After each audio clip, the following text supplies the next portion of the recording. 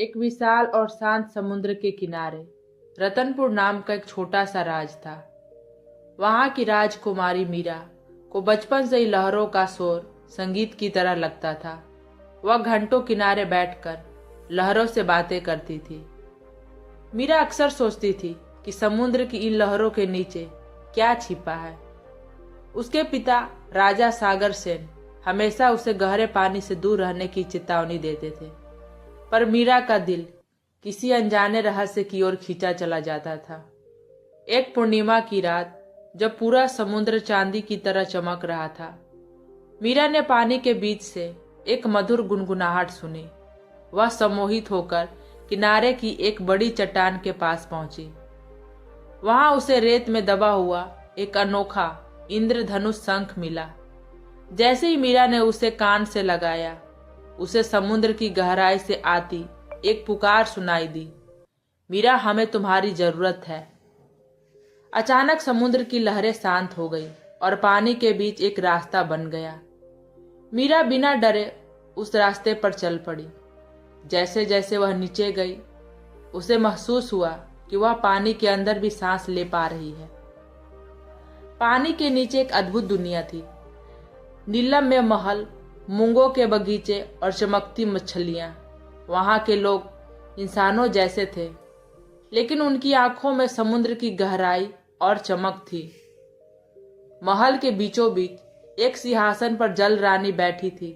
उन्होंने मीरा को देखते ही कहा, स्वागत है मीरा, रतनपुर की राजकुमारी और समुद्र की असली बेटी।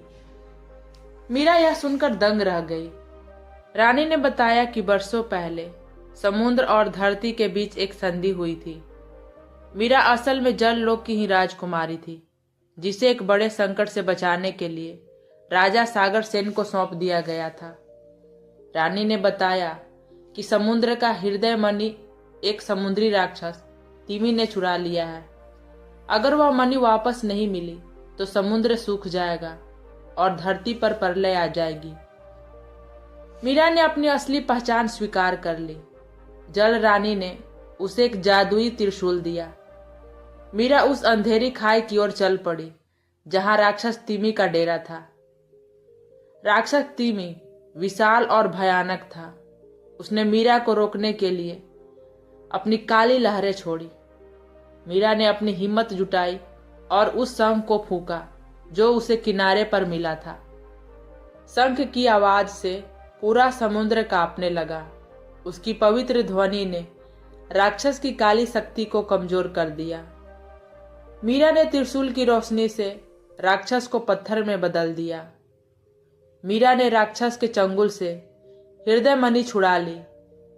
जैसे ही उसने मणि को सही जगह पर रखा, समुद्र की रौनक वापस आ गई। हर तरफ रंग बिरंगी रोशनी फैल गई। जल रानी ने मीरा से कहा, तुम चाहो तो यहां रह सकती हो।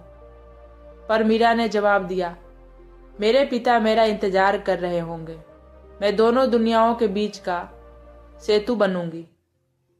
अगली सुबह मीरा समुद्र किनारे मिली। अब रतनपुर और समुद्र के बीच कभी कोई दीवार नहीं रही। मीरा समुद्र की बेटी बनकर दोनों लोगों की रक्षा करने लगी। लोग कहते हैं कि आज जब भी पूर्णिमा होती है, समुद्र मीरा के सम्मान में ऊंची लहरें उठाता है।